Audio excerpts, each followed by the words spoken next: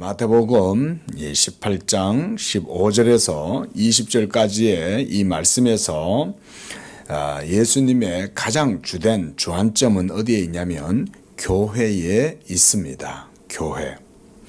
교회라고 하는 것은 하나님께서 이 세상 가운데 세우신 천국의 기구다라고 할 수가 있어요. 하나님 나라의 기구, 하나님의 기구, 그게 바로 교회입니다. 바로 이 교회는 하나님의 언약의 대상자고, 하나님께서 이 교회를 만세 전부터 이미 세우시기로 작정하신 거예요. 엄밀히 말하면 하나님이 아담을 창조하시고 아담과 언약을 맺으시고, 그렇게 해서 하나님이 창조하신 모든 세계 가운데 아담을 언약의 대상자로 부르신 것도 하나님의 교회를 창조 세계 가운데 세우시기 위함이었다라고 볼 수가 있습니다. 그리고 아담의 타락 이후에 깨어져 버린 그 언약도 하나님께서 자기의 이름과 영광을 위해서 다시 그리스도로 말미암아, 그리스도를 한마디로 말해서 필두로 세우시는 거죠. 예수님을 머리로 세우시고, 그래서 그 그리스도를 통해서 하나님이 또한 자기의 교회를 세우시는 거예요. 그만큼 하나님의 구속의 역사는 천지 창조와 또 인류의 타락과 그리고 그리스도 안에서의 구속, 이런 것들이 이루어지는 과정도 모두가 다 그러니까 교회를 이루시기 위한 하나님의 경륜이다라고 할 수가 있는 거예요. 그만큼 교회는 굉장히 중요한 거죠. 우리의 영혼이 죄사함 받고 구원을 얻는 것만큼이나 어쩌면 그보다 더 하나님께서 자기의 교회를 더 크게 생각을 하신다, 이렇게 보시면 되는 거예요. 자, 무슨 얘기냐면, 그러니까 오늘 예수님께서는 지상에 있는 하나님의 교회가 죄에 대한 문제를 어떻게 다루어 가시는지를 예수님이 여기서 보여주신다고 할 수가 있어요. 15절에서는 먼저 네 형제가 죄를 범하면 가서 너와 그 사람만 해라는 거예요. 그러니까 이 말씀은 먼저 죄를 이리저리 들쑤셔가지고 소문이 나게 하고, 그렇게 해서 긁어부스럼을 만들거나 그렇게 해서 여러 많은 사람들에게 알려지도록 그렇게 하지 말라는 거죠. 먼저 이것은 하나님의 자비하심과 하나님의 사랑, 긍휼, 이런 이제 원칙을 따라서 해라는 거죠. 그래서 형제에 대해서는 자비로, 사랑의 마음으로 그의 죄에 대해서 터뜨리거나 소문내지 말고 그에게 가서 그 죄 사할 것을, 그 죄가 하나님 앞에서 네가 빨리 회개하고 돌이켜라, 이렇게 말해라는 거죠. 하지만 그가 들으면 그 형제를 얻은 것이지만 그가 듣지 않고 여전히 회개하지 않는다라고 하거든. 그 다음 16절에서는 한두 사람을 데리고 가라는 거예요. 이때부터는 약간 벌써 죄의 경중이 더 무거워지는 거죠. 한두 사람을 데려가는 이유가 거기 기록되어져 있어요. 뭐냐면 증인을 삼으려고 그러는 거예요. 그러니까 하나님이 회개하지 아니하고 완고한 그 죄인 형제에 대해서는 하나님께서 그 죄를 결코 타협하시지 않는다는 걸 알 수가 있죠. 에휴, 회개도 안 해? 그래, 그냥 냅둬. 그러면 이게 아니잖아요. 그게 아니라 두세 사람을 더 데려가라는 거예요. 데려가서 그 죄를 명확하게 추궁해서 두세 사람이 결코 그가 자기 죄를 변명하거나 나중에 딴 말을 할 수 없도록 증인을 이제는 세우라는 거예요. 그러면 가가지고 또 말을 할 거 아닙니까? 네가 여차하여 죄를 범하였었는데 그 죄에 대해서 내가 첫 번째 먼저 너한테 혼자서 얘기하지 않았냐. 내가 처음 가가지고 나와 그대만 내가 말을 했는데도 그대가 듣지 않으니 내가 이렇게 증인들을 데려와서 다시 그대에게 종용한다. 내가 다시 말하는데 회개해라. 그러면 이젠 두세 사람이 와서 또 증인이 돼가지고 하고 있으면 어떻게 해야 될까요? 그러면 이제 이 사람이 그때는 가가지고 그래 내가 잘못했다 이러면서 이제 해결할 수 있죠.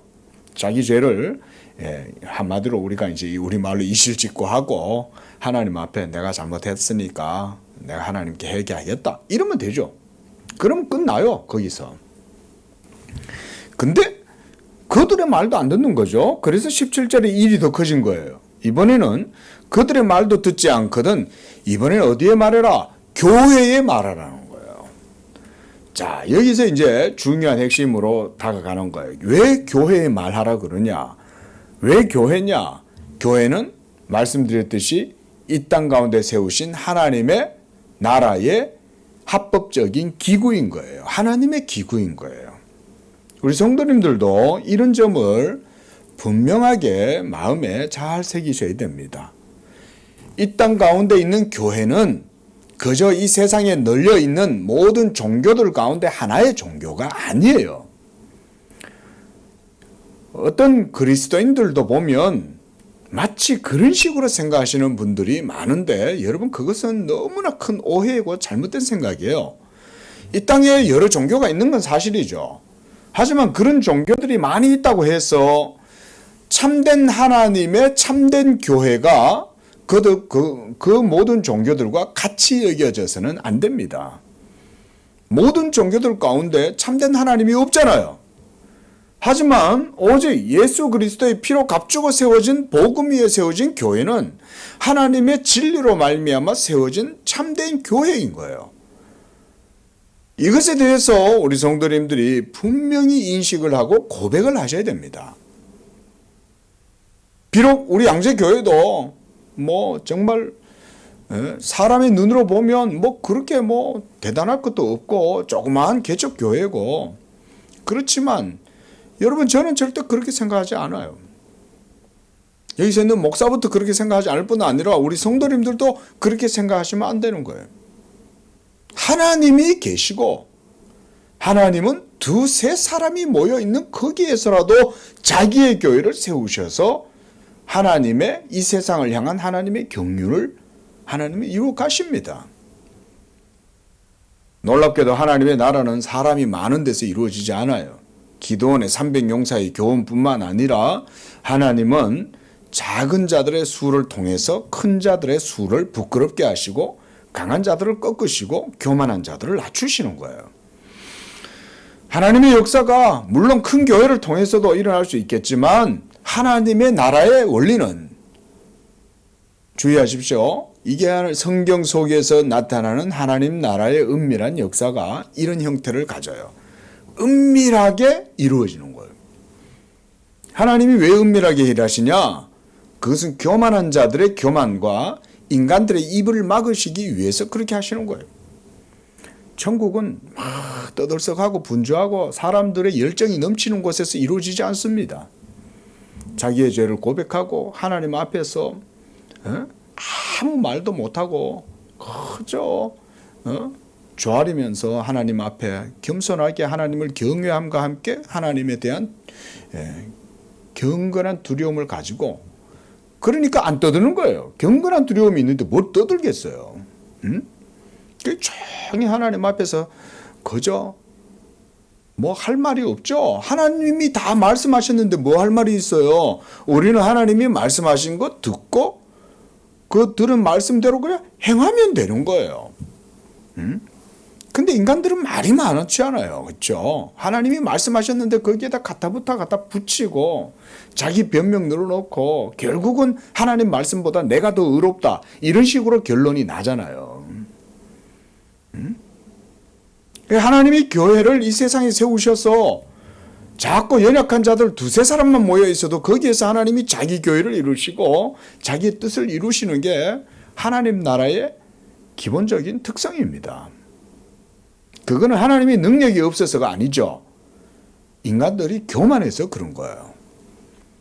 이 세상이 너무나 하나님 앞에 완고하기 때문에 하나님이 다 이렇게 낮추시는 거예요. 그래서 예수 그리스도도 이사야 선지자가 예언하기를 그가 소리를 높이지 않는다 그랬어요.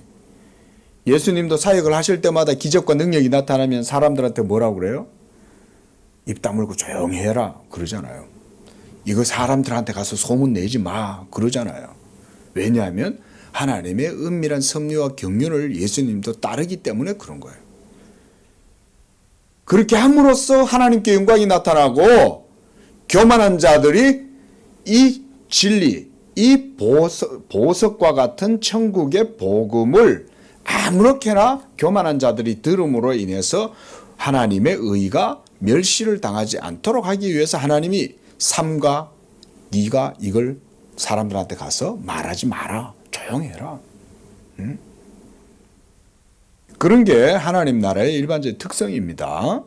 그러니까 하나님 나라는 보이는 그런 큰 사람들의 소리가 막 일어나고 열정이 있고 막 소리가 크게 드러나고 이런 데 있지 않아요. 사실은. 우리 성도님들의 삶과 존재도 저는 그렇다고 봐요. 세상은 시끄러운 걸 좋아하죠. 세상은 목소리 크면 이기잖아요. 예? 목소리 큰 놈이 이긴다. 뭐 이런 말이 하물며 세상에는 있는데 천국 백성들의 삶은 그렇지 않은 거예요. 조용히 사는 거예요. 왜 조용히 살아요? 하나님이 말씀하셨으니까 조용히 사는 거예요. 내가 말할 필요가 없는 거예요. 하나님 말씀했는데 그냥 그 말씀하신 것 따라서 나는 믿고 살만 순종하면 되는 거예요. 응? 하나님은 이렇게 말씀하셨는데 내가 거기다 갖다 붙일 게 뭐가 있어요. 그렇죠? 하나님이 A다 라고 말했으면 그냥 A인 거예요. 하나님을 경외하기 때문에 그냥 A인 거예요. A. 그 A에다가 뭐 플러스 알파 붙일 필요가 없어요. 자, 교회라는 데가 바로 그런 데다. 하나님이 세우신 기구입니다. 그래서 이 세상에 아무리 정사와 권세자들이 아무리 크고 대단해도 작은 하나님의 교회 하나를 이기지 못합니다. 심지어 교회에게 있는 권세는 복음의 권세이기 때문에 예수님이 우리가 지난주에도 봤지 않습니까? 예수님께서 내가 이 교회를 이 반석 위에 세우겠다. 음부의 권세가 무너뜨리지 못한다. 건들지 못한다. 지옥의 권세. 자, 여기서 말한 지옥의 권세를 예수님이 왜 지옥의 권세를 말씀하셨을까? 지옥은 누구하고 상대해요? 죄인하고 상대하죠. 그렇죠? 지옥은 죄인이 가잖아요. 그러니까 죄인들한테 제일 무서운 건 뭐예요? 지옥이죠. 그죠? 예? 근데 교회는 지옥이 건들지 못하는 거예요. 교회는 지옥을 겁내지 않는 거예요. 음부의 권세보다 교회의 권세가 더 크기 때문이고 더 강하기 때문이죠. 바로 그 교회가 가진 권세가 뭐라는 거예요? 복음의 권세다. 예수 십자가에서 이루신 이 복음의 권세가 하나님의 자기 기구, 하나님의 세상을 향한 자기 기구의 교회 가운데 있다. 그러니까 음부가 교회를 못 건드려요. 예? 이 세상은 모두가 다 죄의 세력 아래에 사로잡혀 있잖아요. 그리고 마귀의 나와바리잖아요. 이 세상이. 예? 마귀가 깡패라 그랬잖아요. 마귀는 깡패인 거예요. 한마디로. 깡패들이 강남에 자기들 나와바리라고 주장하고 강북에는 우리다. 뭐 영동파다. 무슨 뭐 여의도파다. 아무리 떠들어대도 전부 다 불법 증거죠. 세상이 어떻게 마귀 거예요? 하나님 거지. 예? 마귀들이 불법적으로 지금 점거하고 그 가운데 있는 죄인들 사이에서 자기들의 권세를 갖고 막 죄인들을 윽박 지르잖아요. 길거리 행상한테 가가지고 이 양아치들이 얼마나 인정사정 없습니까? 할머니한테 가가지고까지 막 칼을 들이대고 돈 내놓으라고 그러는 거 아니에요. 날강도 같은 것들이. 그래 마귀가 똑같은 그런 짓을 하는 거예요. 이 세상에서는. 정사와 권세도 마찬가지예요. 정사와 권세도 하나님의 주권 가운데에 세워지긴 하지만 마귀가 여전히 이 땅 가운데서 막 행동하고 있는 거예요.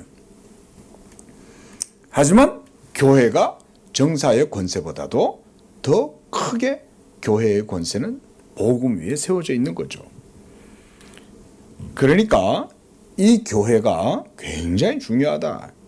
제일 큰 교회의 중요성, 지상에서 하나님이 세워놓으신 이 기구, 이 교회의 가장 큰 주요한 역할, 바로 죄를 사하는 이 권세가 교회에 있다는 거예요. 놀라운 거죠. 교회에게 왜 이런 권세가 주어졌겠습니까? 교회의 머리가 예수님이기 때문에 그런 거예요. 교회는 예수님의 몸이기 때문에 교회가 바로 이런 권세를 실행할 수 있는 권세, 열쇠를 가진 거예요. 열쇠. 그래서 이게 우리가 신약성경뿐 아니라 구약성경에서도 그러고 천국 열쇠를 바로 하나님이 예수 그리스도에게 주시고, 또 예수 그리스도를 머리로 삼은 교회도 예수님과 한 몸이니까 바로 이 천국의 열쇠를 가지고 있다라고 이렇게 성경이 말씀을 하는 거예요. 그래서 예수님이 18절에서 진실로 너희에게 이르노니 무엇이든지 너희가 땅에서 매면 하늘에서도 매이고 땅에서 풀면 하늘에서도 풀리리라. 이 말이 머리 대신 그리스도와 함께 교회는 연합체라고 하는 의미예요. 그리고 삼위일체 하나님과 교회는 한 가족이다, 이 말인 거예요. 하늘이란 말은 삼위일체 하나님의 주권과 통치와 또 그분의 영광이 가장 있는 그대로 드러나는, 그걸 우리가 하늘이다 생각하시면 되겠죠. 그런데 그 하늘에서도 땅에서와 같이 하나로 연결되어져 있기 때문에 땅에서 풀면 하늘에서도 풀리고, 하늘에서 풀면 땅에서 매면 하늘에서도 매이고, 그만큼 교회라는 데는 대단한 데다, 이 말인 거예요. 믿으시기 바랍니다. 이와 같이 교회는 그리스도를 머리로 삼고 이미 이 땅 가운데에서 예수 그리스도께서 이루신 이 복음의 의로 인하여 복음의 권세, 엄청난 권세를 사실은 가지고 있는 거예요. 교회가 믿어야 되는 게 뭐냐? 바로 이걸 믿어야 되는 거예요. 우리가 이 사람들 모여가지고 무슨 사람들만의 커뮤니티를 형성하는 곳이 아니잖아요. 여러분, 교회를 잘 배우셔야 됩니다. 오늘날 워낙 교회도 많고 이러다 보니까 이제는 우리 한국 교회도 마치 교회가 하나의 종교처럼 토착화된 이런 식의 생각을 하는데, 여러분, 토착이란 말은 조심해서 써야 됩니다.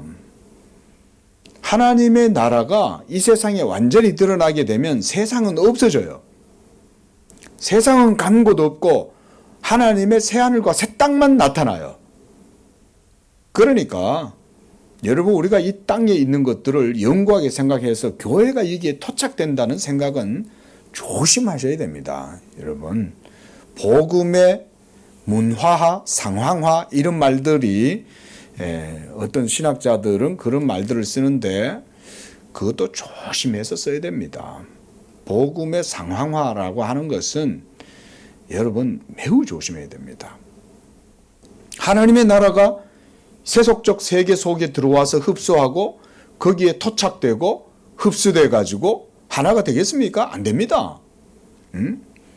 왜냐하면 마지막 날 하나님이 교회를 구원하시고자 딱 끌어내실 때는 세상은 거기에서 싹 다 떨어져 나가기 때문에 교회하고 세상은 하나가 될 수 없어요. 예? 그 토착하라는 말은 그러니까 결론적으로는 사실은 그렇게 좋은 말이 아닌 거예요. 엄밀하게 말하면. 그저 이 세상에 믿지 않는 자들의 불신앙과 그들의 연약함 때문에, 허약함 때문에 교회가 그들한테 좀 맞춰주는 정도? 이런 정도로 생각하시면 좋겠어요.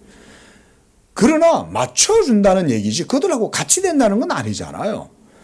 아니, 아이가 막 이렇게 한데 재롱을 부리는데 부모가 같이 막 춤을 추고 꽃갈 모자를 쓰고 풍선을 들고 막 도리도리 그러고 놀아요. 그거는 그 아이한테 맞춰주는 거지 애가 어른이 애가 되는 건 아니잖아요. 그 토착화라고 하는 말도 조심해야 돼요. 교회는 이 세상과 하나가 될 수 없어요. 하나님이 아시는 교회가 분명히 있어요. 마지막 날 온 세상을 하나님이 심판하실 때에, 그 날이 됐을 때는 하나님이 자기 교회를 하나도 빠짐없이 거기서 싹 다 빼내는 거예요.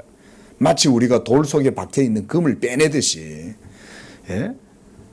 금광에서 금을 캐내면은 그 돌 속에 금이 함유되어 있잖아요.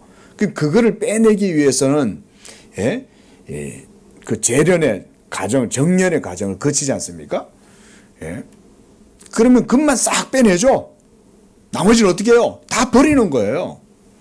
교회는 토착화될 수 없습니다. 사실은 토착화라는 용어 자체는 사실 부적절해요.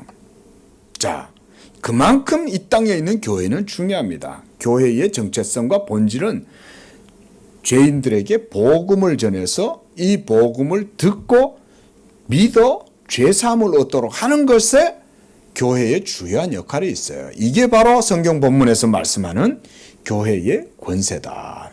이게 바로 열쇠의 권세입니다. 그래서 예수님께서 20절에도 두세 사람이 내 이름으로 모인 곳, 거기가 교회라는 거예요. 한 사람도 하나님의 성전이지만 그 두세 사람이 모여 있는 거기도 바로 하나님의 교회입니다. 그리고 이런 교회는 복음에 의해서 모든 정치가 이루어집니다. 이게 그래서 우리 장로교회 정치도 바로 그와 같은 성경적 근거에 의해서 이런 복음의 원리, 하나님 나라의 원리에 의해서 장로회 정치가 있습니다. 잘 모르시는 분들이 교회를 모르니까 교회를 그저 세상의 사람들 모임이나 인간 중심적인 관점으로 이해하는데 그거는 잘못된 생각이고요.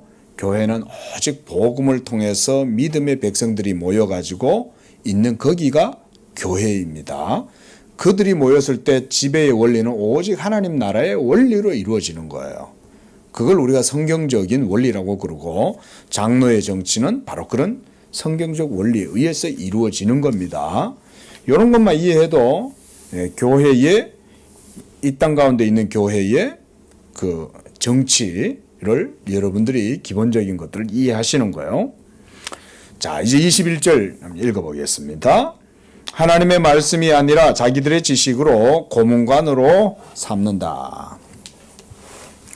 그들은 자기들이 가치 있는 사람들과 가치 없는 사람들을 무분별하게 풀고 매고 한 것을 가장 명백한 그들 자신의 체험들이 자기들에게 입증하고 있음을 깨달을 때에도 지식이 없이 권한을 남용한다. 그러니까 복음의 권세를 한마디로 말해서 비성경적으로 자기들한테 입맛에 맞게 아무렇게나 쓴다 이 말인 거예요. 이거 오늘날도 마찬가지죠. 목사가 만약에 이런 복음의 권세를 사용한다면 목사가 자기에게 주어진 목회권 이상의 것을 하면 그건 오바죠. 그렇죠? 남용이죠. 그래가지고는 아무렇게나 그렇게 되면 문제가 생겨나요. 목사들도 하나님의 말씀의 정도 안에서 주어진 은사와 권한에 한해서만 자기의 직분을 수행하는 거지 그 이상으로 넘어서면 그거는 주님이 뜻하시는 목회가 될 수가 없어요. 오늘날도 보면 목회 현장에서 무지한 목사들이 무지하게 행동해가지고 성도들에게 수치를 안겨주거나 괴롭히는 경우가 많아요. 제가 그건 참 입에 담을 수가 없어요. 하지만 그런 것들은 비일비재하게 일어납니다. 뭐 때문에 그러냐? 이런 교회의 권세가 뭔지를 정확하게 모르고 장로의 정치의 원리가 어떤 복음의 권위와 원리 위에 서 있는지를 모르니까 무식해가요. 아무렇게나 행동을 하는 거예요. 잘 알아야 됩니다. 사실은 신학교에서 교회론을 잘 가르쳐야 돼요. 복음이 뭔지도 신학이 뭔지도 바르게 가르쳐야 되지만 교회론을 잘 가르쳐야 돼요. 근데 기독교 강요를 읽어도 3권까지를 읽는데 4권부터 안 읽어. 너무 두꺼우니까 그런 것도 있겠지만 교회에 관심이 없거든. 4권을 죄송합니다. 칼빈이 4권을 그만큼 가장 두꺼워요. 4권이. 그리고 그 속에 교회의 정치에 대해서 막 이렇게 말씀드렸듯이 이런 복음의 원리, 성경적 원리를 따라서 모든 교회의 사역들을 다 논해요. 그런 게 칼빈이 뛰어난 점이 그런 건 겁니다. 교회를 그리스도의 몸이라고 보는 거죠. 하나님의 기구라고 보는 거예요. 예? 그들은 권한을 선용하기 위해 지식이 요구된다는 점을 감히 부정하지는 않지만 여전히 그 권한 자체가 악한 사역자들에게도 위탁되었다고 글을 쓰고 있다. 그러나 그 권한은 다음의 말씀에 무엇이든지 너희가 땅에서 매거나 풀면 하늘에서도 매이거나 풀리리라. 그러므로 그리스도의 약속이 거짓이어야 하거나 이 권한을 부여받은 사람들이 메고 푸는 것이 잘하는 것이거나 둘 중 하나이다. 그러니까 하나님 말씀 벗어나서는 아무렇게나 해서 안 된다 이 말이죠. 그리스도의 약속은 매이거나 풀리는 사람의 공로에 따라 제한된다는 말로 회피하는 것도 허용되지 않는다. 그렇죠? 목사가 그릇되게 복음의 권세를 사용하면 하나님의 말씀이 목사의 잘못된 행동에 의해서 거기에 매이거나 풀리거나 하겠어요? 아니죠. 목사가 무지하고 목사가 그릇되고 악한데 하나님의 진리가 그 악한 목사가 잘못한다고 해서 그게 되겠냐고요. 물론 이것은 칼빈 당시에는 사제들을 얘기하는 거죠. 풀리거나 매일 가치가 있는 사람이 아니라면 풀리거나 매일 수 없다고 우리도 고백한다. 복음 전파자들과 교회는 이것의 존귀함을 헤아릴 말씀을 가지고 있다. 그 말씀 가운데서 복음 전파자, 오늘날은 목사들이죠. 그때 당시에는 사제들이었잖아요. 자, 복음 전파자들은 그리스도 안에서 믿음으로 말미암아 받게 되는 죄 사함을 모든 사람에게 약속한다. 이게 설교죠. 이게 복음 선포인 거예요. 예? 예수 믿는 자들에게는 이 복음의 약속이 얼마든지 다 열려 있는 거예요. 그러니까 죄를 짓다가도 회개하고 하나님 앞에 나오면 되는 거예요. 신약의 교회가 권징을 해도 잘못된 자들에게 책망하고 견책하고 그렇게 심지어 출교까지도 있을 수 있겠지만, 그러나 다시금 이 복음은 열려 있으므로 나와서 용서해 주십시오. 목사님 잘못했습니다. 장로님 잘못했습니다. 교인 여러분 제가 공회 앞에 잘못했습니다. 라고 시인하고 회개하면 교회는 또 받아주는 거죠. 풀어주는 거예요. 풀어주는 거예요. 그게 바로 죄를 사하는 권세가 교회에 있는 거예요. 그 교회 밖에 함부로 나간다는 것은 위험한 거죠. 그러니까 교회를 우습게 여기면 안 돼요. 자, 그들은 그리스도를 품지 않은 모든 사람 가운데 그런 모든 사람 위에 저주를 발할 수 있다. 교회는 이를 다음과 같이 선포한다. 고린도전서 6장 9절에서 10절. 음행하는 자나 간음하는 자나 도적이나 살인자나 탐욕 부리는 자나 불의한 자는 하나님의 나라를 유업으로 받지 못할 줄을 알지 못하느냐. 이런 자들한테는 하나님의 나라를 유업으로 허락하지 않는 거죠. 아니 우리 교회에 막 음행을 저지르고 사기를 치고 간음을 하고 살인한 사람이 들어왔어요. 교회가 이걸 받아주겠어요? 못 받아주죠. 하지만 그가 참회하고 하나님 앞에 눈물로 회개하고 그래서 마음을 찢고, 그렇죠? 옷을 찢는 게 아니라 마음을 찢고 나와서 내가 하나님과 교회 앞에 죄를 범했습니다 라고 하면 교회는 또 어떻게 해요? 그러면 또 1인분에 7배라도 또 받아주는 거예요. 그래, 용서한다. 예수께서 십자가에서 모두 다 그 일을 이루셨으니까 그대는 죄사함을 얻는다라고 또 교회는 인정해 주는 거죠. 그런 거예요. 교회는 이러한 사람들을 가장 확실한 사슬, 복음의 사슬을 말하는 거예요. 사슬로 맨다. 반면에 같은 말씀으로 교회는 뉘우치는 사람들을 풀고 위로한다. 풀리는 것이 무엇인지 매이는 것이 무엇인지 모르는 권한, 맬 수도 없고 풀 수도 없는 당신이 알지 못하는 권한이란 어떤 것인가? 사명권이 불확실한 것이라면 왜 그들은 푸는 권한이 자기들에게 부여되었다고 말하는가? 아무 소용이 없다면 이 가상의 권한이 우리에게 무엇인가? 그러나 나는 이 한 곳의 말씀으로도 이것이 아무것도 아니거나 아니면 너무나 불확실해서 도무지 그 무엇으로도 여겨져서는 안 된다고 주장한다. 한마디로 이걸 정리하면 이런 말이에요. 교회가 예수 그리스도 십자가의 그 복음의 권세를 알지 못한다면 그걸 모르고 행하는 모든 종교적인 권위라든가 모든 사제들의 그릇된 행동들은 아무 의미가 없다는 거예요. 그렇잖아요. 교회가 이 땅에 왜 있어요? 죄인들의 방주잖아요. 이 교회가. 그러니까 교회는 세상 정부하고 다른 권세를 가진 거예요. 세상의 정부도 하나님이 주신 권세가 있습니다. 그렇죠? 그래서 성경은 국가, 세상의 정부의 권세에 대해서 함부로 예수 믿는다고 그걸 함부로 판단하거나 그걸 역행하지 말라 그러죠. 두려워하라 그러죠. 왜냐하면 하나님이 세상의 정부에도 하나님의 주권적인 권세를 믿지 아니하는 지도자들에게도 주어져 놨기 때문에. 하지만 교회는 다른 권세를 받은 거예요. 세상 정부의 권세와 교회의 권세는 틀려요. 동일한 하나님에 의해서 주어진 주권적인 권세라도 사실은 교회에 주어진 죄사함의 권세, 복음의 권세는 다르면서도 더 높은 권세예요. 예? 하나님의 교회잖아요. 세상에서 하나님이 세우신 기구.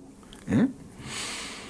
자, 207쪽 두 번째 문단. 참으로 열쇠를 바르게 사용하지 않는 선한 사제들이 있다는 사실과 그 권한이 비합법적으로 사용됨으로써 효과가 없다는 사실을 그들이 인정한다고 할 때 나를 풀어준 사제가 열쇠를 사용하는 선한 사역자라는 믿음을 누가 생기게 해줄 것인가? 만약 그가 악하다면 이 하찮은 사명권 외에 더 가지고 있는 것이 무엇이 있겠는가? 나는 당신 속에서 무엇이 매여야 하며 무엇이 풀려야 하는지 모릅니다. 나는 열쇠를 합당하게 사용하는 데 있어서 부족합니다. 그럼에도 불구하고 만약 당신에게 공로가 있다면 나는 당신을 풀어줍니다. 이 말을 평신도에게 해서는 안 된다고 나는 생각한다. 사제가 이렇게 얘기하면 되겠어요? 목사가 이렇게 얘기하면 되겠냐고요. 예? 아니, 복음, 이 열쇠라고 하는 것이 복음의 권세이고 하나님께서 교회에 주신 메고 푸는 권세라는 것을 알지도 못하면서 그거에 대해서 말을 한다는 게 말이 되겠어요? 신도는 그걸 알겠냐고요. 사제도 그걸 그 의미도 잘 모르는데 하물며 신도라고 그걸 알겠어요? 근데 그 신도가 찾아와서 막 고해성사를 하고 있을 때 교회가 가진 복음의 권세, 메고 푸는 권세가 뭔지도 모르면서 내가 풀어줍니다, 사제라고 말한다고 한들 거기에 무슨 효력이 나타나겠어요? 왜냐하면 그들은 이를 듣고 참을 수 없기 때문이다. 이 말은 트루크인이나 마귀에게나 그나마 값어치가 있을 것이다. 그것은 다음의 말과 같다. 나는 풀기 위한 확실한 규범인 하나님의 말씀을 가지고 있지 않습니다. 그러나 만약 당신의 공로가 부합된다면 당신을 풀 권한이 나에게 부여되었습니다. 말도 안 되는 얘기인 거죠. 예? 하나님의 규범인 말씀도 없는데 그러나 당신의 공로가 있다면 당신을 풀 권한이 나에게 부여되었습니다. 라는 말과 같다 이 말인 거예요. 이게 한마디로 말이 안 되는데도 자기네들 안에서는 그게 말이 되는 것처럼 이렇게 무지하니까. 우리가 그럴 수 있잖아요. 오늘날도 이런 일들은 비일비재합니다. 사이비 교주들이 운영하는 그런 모임, 신도들이 모여 있는 거예요. 거기서 하는 일들이 똑같은 거 아니에요, 이게. 사이비 교주가 뭔 복음이 어디 있어요? 지가 그냥 만들어 놓고 지가 창안해 놓은 그런 교리들. 무슨 뭐 문선명의 피가름 교리 이런 거 갖다 세워놓고는 그게 무슨 하나님 말씀에 거니까 그런 게 있어요? 피가름 교리라는 게? 근데 그런 거 갖다가 주장하면서 네가 이 피가름 교리에 합당하려면 너도 네 공로를 문선명의 교주한테 합당하게 행해봐. 그러면 교주가 그때 너한테 죄사함을 해줄 거야. 라는 식의 말과 같은 거잖아요. 어디 근본도 뿌리도 없고 실체도 없는 그런 말들을 만들어내 놓고는 그리고 그걸 믿겠다고 나온 자한테 사이비 교주가 사탄의 종이죠. 그런 식으로 막 떠들 막 하는 거죠. 신천지도 지금 똑같이 그러고 있는 거예요. 하나님의 말씀에 권위도 없는데 거기 10만 명이라는 사람들이 모여가지고 있으니까 마치 교주가 대단한 권한이나 가진 것처럼 생각 들고 그런 교주가 뭐라고 떠드니까 그게 마치 맞는 양 생각하는데 그걸 확증하기 위해서 뭐가 필요하냐? 그 사이비 교주한테 찾아온 신도들한테 이제 맹종을 요구하는 거죠. 맹종을 요구한다는 말은 그걸로 너희들의 공로를 삼아라 이거죠. 그래서 사이비 교에 있는 사이비 교주 아래에서 신앙생활하는 그런 신도들은요 모두 다 충성맹세를 하는 거예요. 왜냐하면 자기 공로를 쌓아가지고 그 교주의 논리에 부합해야 되니까. 지금 이 칼빈이 이 글을 기록하는 것은 로마 천주교에 대해서, 가톨릭에 대해서 지금 이렇게 하는 것이긴 하지만 이건 가톨릭에게만 해당되는 건 아니에요. 오늘날에도 공공연하게 이루어지고 있는 모든 사이비교나 이단들의 모든 모임에도 이런 논리로 다 하고 있는 거예요. 그들 속에 하나님의 말씀이 있어요? 아니 박옥수가 무슨 신문에 맨날 돈이 많으니까 광고를, 복음을 신문에다 광고해가 한다는 것 자체가 가짜잖아요. 개신교에서 누가 복음을 신문에다 광고해요? 그런데도 모르죠, 사람들은. 근데 그 모여있는 사람들은 보면 거기에서 자기들이 뭔가 구원의 확신을 얻기 위해 가지고 그걸 어떤 방식으로 추구를 하냐면 공로로 추구하는 거예요. 자기들 공로로. 그래서 내가 얼마나 여기에 헌신적이냐, 먼저 이런 게 척도죠. 예?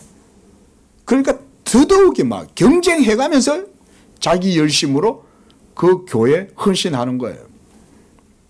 하나님 말씀이 없으면 전부 다 이런 무지 속에 빠져들어가면 문제가 생겨나요. 자, 세 번째 문단입니다. 여기서 우리는 그들이 열쇠를 사려 분별의 권위이자 수행하는 권한으로 정의하고 지식을 고문관으로서 마치 고문관과 유사한 것으로서 선용하기 위하여 그것들에 덧붙여졌다고 말할 때 그것이 무엇을 겨냥하고 있는지 깨닫게 된다. 달리 말하면 그들은 하나님과 그의 말씀 없이 정욕대로 방자하게 다스리기를 사이비 교주들처럼 원했기 때문이다, 이 말인 거예요. 하나님 말씀 없는 정치는 모두 다 문제인 거예요.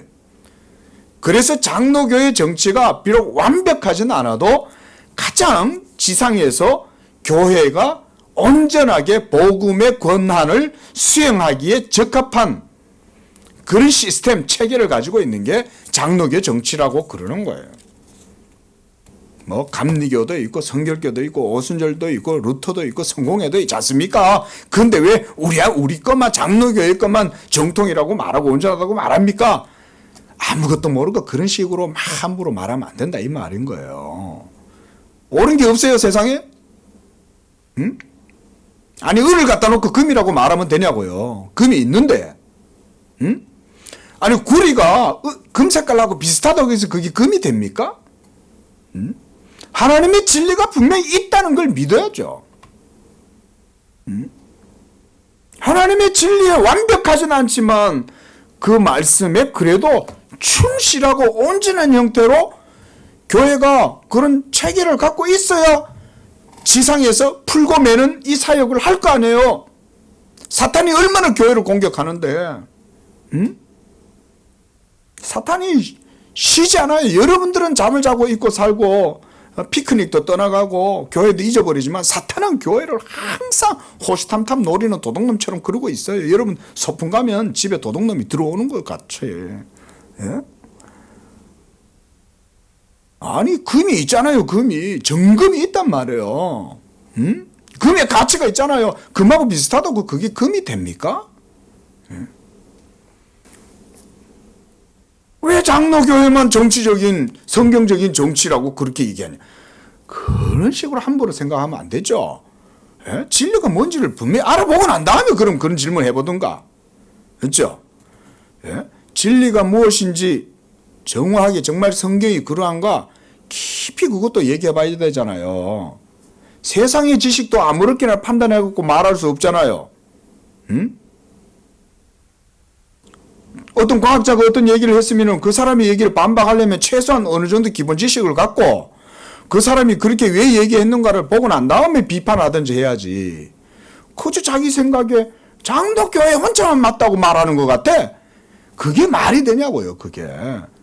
장로교회가 성경적인 정치 원리다라고 얘기하면 왜 그런가를 그러면 따져봐야 될 거 아니에요, 성경을 가지고. 최소한 성경 속에서 교회가 뭔지 깊이 공부해보고 난 다음에 장로교회가 완벽하진 않아도 그래도 참 지상에서 그래도 이렇게 복음 사역을 수행하는 데 있어서 적절한 정치 원리를 가지고 있구나 라는 생각을 할 수 있을 정도 돼야지 비판을 하든지 말든지 하지. 예? 그러지 않으면 그러니까 이단들이 많이 생겨나는 거예요. 우리나라 신천지뿐만 아니라 안상홍도 그러고 뭐 온갖 이단들이 너무 많잖아요. 얼마나 많은지 모릅니다. 정말 상상을 초월합니다. 여러분들은 다 잠을 자고 있으니까 이단들이 그렇게 설치는지를 모르는 거예요. 근데 이단들은 너무 많아요. 얼마나 많은지 몰라요. 여러분들이 길 가다 그리스도인들을 5명 만났다 싶으면 그 중에 1명은 이단이라 생각하시면 됩니다. 그렇게나 많은 거예요.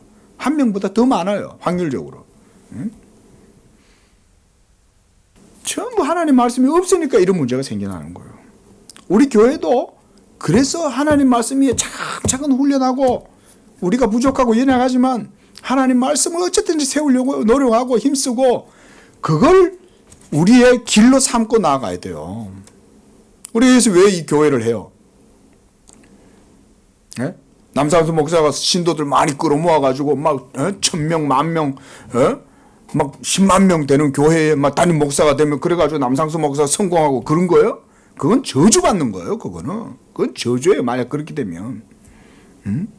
하지만 신도가 적다고 해도 작은 가운데 하나님을 경외하고 믿는 믿음이 있고 그 가운데 말씀을 따라서 하나 그 말씀이 어떤가 배워가고 그 가운데 있으면 되는 거지. 사람이 얼마나 많다 그게 뭐 중요해요. 오히려 그런 거 없이 사람이 많아서 보세요. 그건 저주함에 가까운 거예요. 저주함에. 사람 많은 게 하나님한테 무슨 소용이 있어요? 하나님의 진리도 없고 지식도 없는데. 지식이 없이 나중에 남상수 목사가 10만 명의 담임 목사가 됐다. 그러면 남상수 목사가 하나님 자리에 앉아있게 되는 거예요. 지금 이런 일들이 비일비재하게 많이 일어나고 있는 거죠. 조심해야 됩니다. 네? 제일 조심해야 될 건 당연히 목사 자신이고 성도들도 여러분들이 교회의 주춧돌이 되고 벽돌이 되고 기둥이 될 때는 여러분들도 교회 배우기를 힘써야 돼요. 하나님이 이 땅 가운데 자기의 기구를 이런 식으로 만들어 세우신 거예요. 자, 22절. 극도로 무지한 거짓 교사인 사제의 사려 분별에 의지해서 메고 푼다. 이게 당시의 행태죠. 지금도 이루고 있어요. 로마교는. 만약 어떤 사람이 그리스도의 합법적인 사역자들이라 하더라도 믿음에 의지하는 방면 풀어준다는 거죠. 방면에는 항상 모호함이 남아있기 때문에 혼동이 덜하지 않다고 반박한다면 나아가 죄인들에게는 자기들의 믿음을 판단할 자격이 없는 사역자 자신이 자기들의 방면에 대해서 확신할 수 없으므로 어떤 위로도 심지어 냉랭한 위로조차도 없을 것이라고 반박한다면 이에 대해서든 준비된 답이 있다. 첫째 문제는 죄가 사제에게 알려지기 전에는 사해지지 않는다고 여기는 데 있다.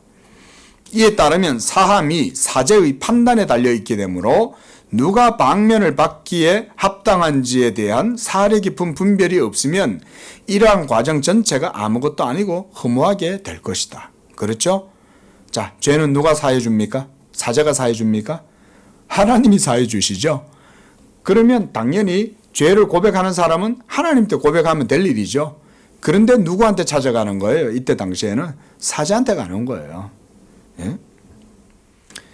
자, 한마디로 그들이 말하는 권한은 신문과 연계된 재판권이며 은총과 방면은 이것에 한정된다. 이 부분에 있어 어떤 확고한 것도 발견되지 않는다. 실로 끝없는 시면이 있을 뿐이다. 왜냐하면 고백이 순전하지 않다면 은총의 소망 역시 불구가 되기 때문이다. 고백이 순전하지 않다는 말은 하나님께 대한 믿음으로 하지 않는다 이런 말인 거잖아요. 자, 둘째 문제는 뭐냐? 사제는 죄인이 자기 악행에 대해서 성실하게 진술하고 있는지 알고 있지 않는 한 판단을 연기해야 한다는 데 있다. 마지막 문제는 사제들의 극도의 무지함에 있다. 그들 대부분은 구두장이가 밭을 경작하는 것보다 더 이 직분을 수행하기에 부적합하다. 맨날 우리도 앞에 구두 수선하시는 분이 있는데 저분이 농사 지으실 수 있겠어요? 사제들도 똑같죠. 무지하니까. 복음에 대해서 전혀 모르니까 죄를 어떻게 사해줘야 되는지에 대한 아무것도 모르는 거죠. 여러분, 복음을 모르는데 목사가 여 앞에서 목사짓 할 수 있겠어요, 없겠어요?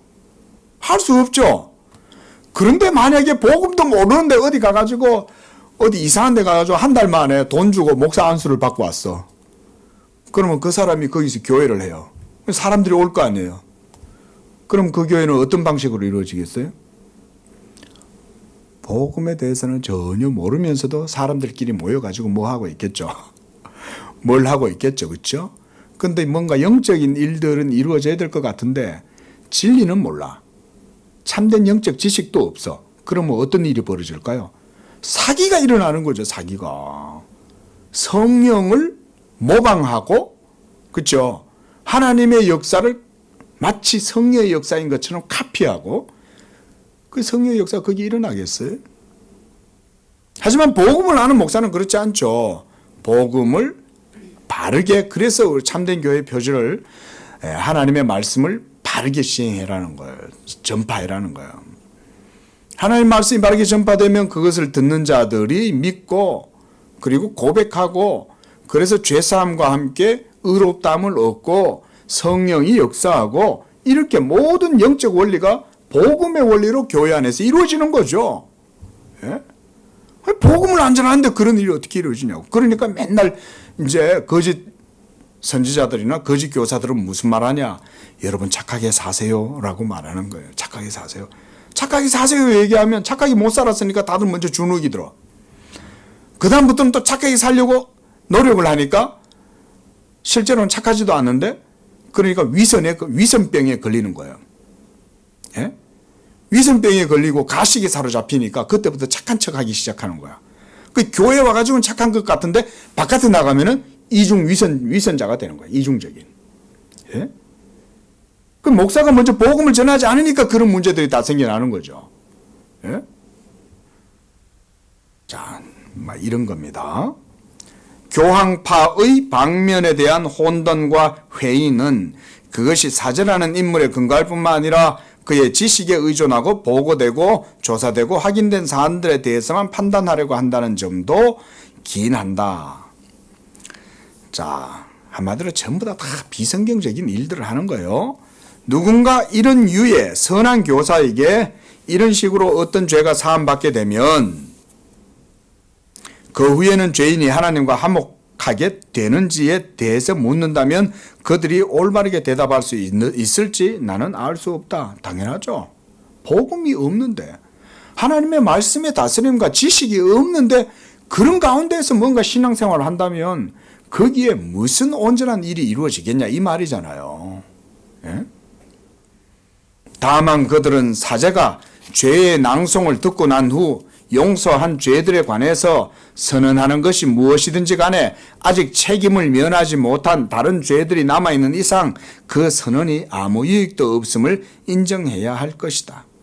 고백하는 자의 편에서는 사제의 사리분별에 의존하는 반면 사람들이 말하는 것처럼 사제는 하나님의 말씀으로부터 아무것도 결정할 수 없기에 고백하는 자의 치명적인 불안이 그 속박된 양심을 사로잡는다는 사실은 더욱 분명해진다.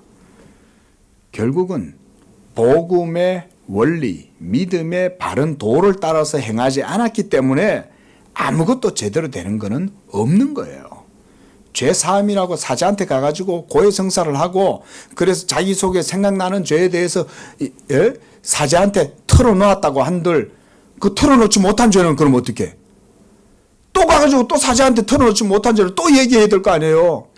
뒤돌아서고 나왔는데 또 몇 년 전에 지은 죄가 또 생각났어.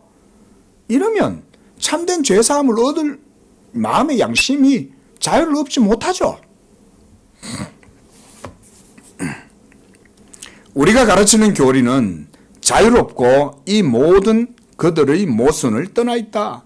방면은 죄인이 자기를 향한 하나님의 용서를 신뢰하는 거죠. 어디서? 예수 십자가에서. 하나님께서 율법에 대하여 예수 믿는 나를 위하여 거기에서 모두 다 율법에 대하여 죽으셨다. 이거 하나만 믿어도 되죠. 이렇게 회개가 간단하고 복음의 은혜가 간단한데 이런 식으로 로마 교회가 온갖 막 구구절절히 희한한 말들을 만들어내 놓은 거예요. 교리들을. 모든 무지함으로 점철되어 있는 거잖아요. 그리스도의 희생제물에서 속죄를 신실하게 찾고 자기가 받은 은혜로 말미암아 기뻐할 때 베풀어진다는 점에서, 이런 점에서는 조건적이다. 그런 그리스도를 믿는다, 이런 말이잖아요. 이러함으로 전령의 직분을 감당하는 자는 하나님의 말씀으로 지시된 것을 공표하기 때문에 잘못을 범할 수 없다. 목사가 바로 이런 전령이잖아요. 목사는 복음을 있는 그대로 전하면 돼요. 그러면 그걸 듣는 자들이 예수 그리스도를 믿음으로 죄사함을 얻고 구원을 얻고, 그리고 복음의 평안과 위로와 안식, 복음의 자유를 누리는 거예요. 죄인은 자기의 선생이신 그 자신의 일반적인 규범, 곧 불경건하게도 교황권에 의해서 멸시를 받는 너희 믿음대라 라는 규범을 따라 그리스도의 은혜를 받아들이는 간단한 조건이 적용될 때 실로 참되고 분명한 방면을 누릴 수가 있다. 예? 그렇죠. 바로 이런 얘기를 지금 하고 있는데, 자, 오늘 여기까지 좀 보고요. 보세요. 자, 복음의 원리와 논리가 복잡합니까? 아니죠. 간단하잖아요. 그렇죠? 그저 십자가에 못 박히신 예수 그리스도를 믿으면 죄사함과 양심의 평안을 누리는 거지. 막 이렇게 사제한테 가가지고 어떻게 통회해야 되고, 그 다음에 무슨 자복 고백해야 되고, 그 다음에 또 보석하는 행위가 따라야 되고, 이런 식의 궤변들로 신도들을 모두 다 그렇게 괴롭히고 그러는 것은 모두 다 거짓된 지식에 근거한 거다. 오늘날도 이 복음의 원리가 여전히 있어야 되겠죠. 그렇죠? 우리 양재교회가 바로 이런 복음의 신실한 원리를 따라서, 성경적 원리를 따라서 이렇게 하나님의 교회를 이곳에서 세우고 하나님 섬기고 복음을 선포할 때 죄인들이 듣고 복음의 평안, 양심의 위로를 얻는 겁니다. 기도하겠습니다. 자비로우신 하나님 아버지, 우리에게 하나님의 아들 예수 그리스도를 이 땅 가운데 보내주시고 그 십자가에 못 박히신 예수 그리스도를 믿을 때에 내가 그리스도와 함께 못 박히고 이제는 율법에 대하여 그리스도께서 죽으셨으므로 나도 또한 그리스도와 함께 율법에 대하여 죽었고 또한 그리스도께서 다시 살아나심으로 말미암아 이제 나도 그와 함께 죽고 그와 함께 다시 살아나게 됨을 우리 예수 믿는 양재교회 성도들이 굳게 믿게 하여 주시옵소서. 그러므로 우리 양재교회가 이 땅 가운데에서도 이 복음의 권세를 사용하여 푸고 매는 이 놀라운 권세를 바르게 사용해서 죄인들을 주님께로 돌이키고 이곳에서 하나님께 영광을 돌리게 하고 이곳에서 하나님으로 말미암아 기뻐하고 복음의 자유를 누리게 하는 그런 복된 구원의 방주, 그런 양재교회가 되도록 축복해 주시옵소서. 무엇보다 주님의 몸된 교회이오니 머리 대신 그리스도로 말미암는 이 복음의 은혜와 권세가 그 능력이 양재교회 가운데 더욱 충만하게 나타날 수 있도록 은혜를 베풀어 주시고 모든 성도들이 하나님의 진리 위에 굳건하게 서서 흔들리지 아니하는 복음의 권세와 은혜와 위로 안에서 하나님께 영광을 돌리는 복된 신앙생활을 할 수 있도록 은혜 내려 주시옵소서. 거룩하신 예수님의 이름으로 기도합니다. 아멘.